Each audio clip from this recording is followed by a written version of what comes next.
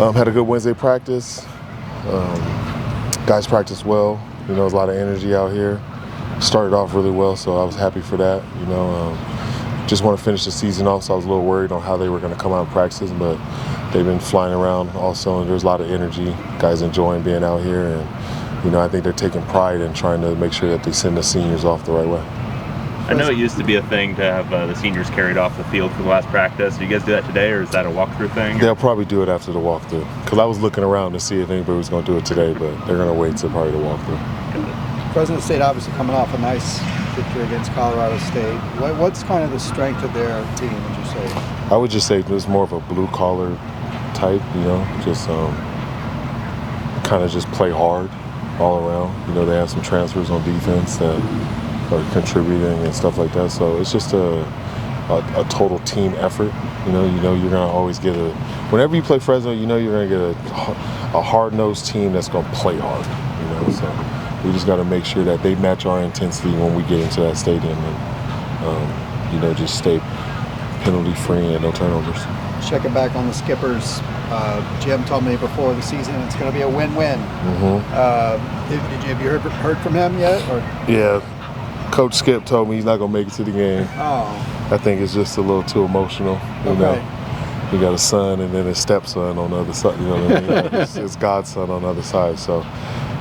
But yeah, we spoke yesterday, and you know he wished me luck, and I'm sure he told Tim the same thing. But I'm looking forward to seeing Tim. It was awesome when we played against each other. What's funny is that DP was my fullback and he was the middle linebacker, so they actually had a few collisions back then. But it's just cool to him being in the same position that I am. Did Tim bring you down in any of those games? We won. But did he tackle you? I mean, if we won, I'm just saying he must. I just know the outcome. The guys who are kind of looking at having a professional career after everything's said and done, have you had conversations with them about that? Just a few guys have reached out to a couple guys, but I'm gonna sit down with everybody next week and go through the roster and talk to everybody from there. Every player? Yeah, every player on the team. But just some of the guys that I'm close with have already talked to me about. Keegan's mentioned it, Ethan. Carlin, so guys that are, you know, this is really their last game, have already talked to me about just a little bit about the NFL. What do you tell them? What kind of advice are you giving them for this game? Just finish strong. You want to finish strong. I want to send you out the right way, and then it's mostly just about like what I was looking for in an agent and stuff like that. What about a guy like Carson Schlesinger, where he's got a decision to make? Obviously, you want him back, but then obviously you want the best for him, right? So yeah, he's a guy that, you know, he let me know early, like, Coach, we're just going to finish the season and then assess everything after the season. You know, he's truly locked in on finishing this year the right way, and I can respect that from a guy like that, because I didn't want to even put anything in his ear, because whatever decision he makes, I'm going to respect that, because Carson's that type of kid. It's not he's really going to do whatever is best for him in that situation. So I completely understand, especially if he gets the Buckets Award and the way that he came out and performed this season, that you do deserve to get a shot and go to the NFL.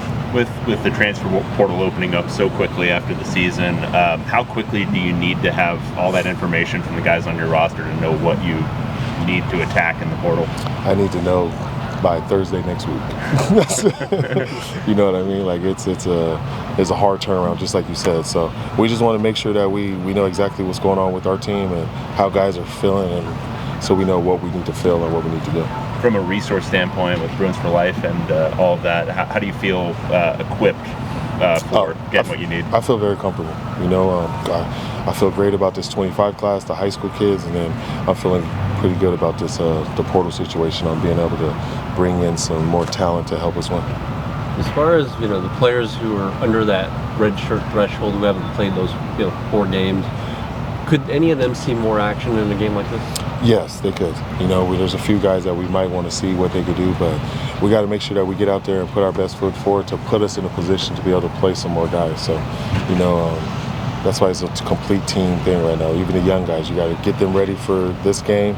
Seniors, let's play hard, and let's try to get some guys some reps that haven't played. But Fresno's not going to be easy. They're not going out just easily. You know, this is a good team. Just like you said, they came off a big win, Colorado State, and they've been trending in the right direction. Circling back to bad memory for a minute, the SC game. Keegan Jones on 3rd and 1. Obviously, you felt confident in him in that situation. What was it about that play in particular that made you want to go with him?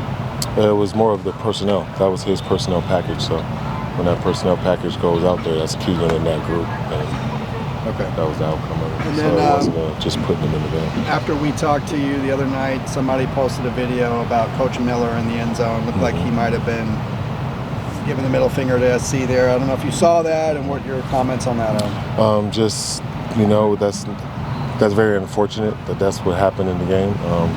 I wish I would have known that, but we talked about it, sat down, was able to figure that out internally, and then he felt pretty bad about that, so he expressed his sentiments to the team, to the coaches and everybody, and you got to lead by example out here. You can't be completely you just can't be out of control or in any situation, especially when you're in a man of power. So it was just it was an unfortunate situation, and he feels awful about what happened and getting a penalty, and he made sure he made it right with the team. So is that sufficient for as far as you're concerned? No further discipline against him as a result of that? As of what? I'm sorry, what? I said as of what? As a result of I didn't tell you anything of what we did to discipline him. So, no, I know, but yeah. I'm just saying, was his not feeling bad about it sufficient? Or the way he felt? Yeah, that was fine, but there was still disciplinary stuff that we were doing. Okay. Yeah. Akaika nominated for the Broyles Award. How does he kind of, set the standard for the assistants? I made sure I nominated him for that, so he was just somebody that's valuable here, works hard, put everything he has, pours everything he has into this team, and, it was just great that I was make sure I can get him recognized for being a great assistant coach. How soon do you start having conversations with some of those guys in terms of trying to get them raises or anything like that for staff contracts and that sort of thing? As soon as the season's over, But I think some of my coaches are pretty happy. I don't think that they're looking to try to go other places or put in situations to where it's a money situation or anything, you know what I mean? So this is a real family over here, so I think that he's pretty comfortable, but we still want to make sure that we honor him and let him know that we do value you and you're a great coach for us. Do you think you'll keep the DRE pillars for next season? Have you thought about that? Yeah, most definitely. I don't know if you might change it up. Oh no,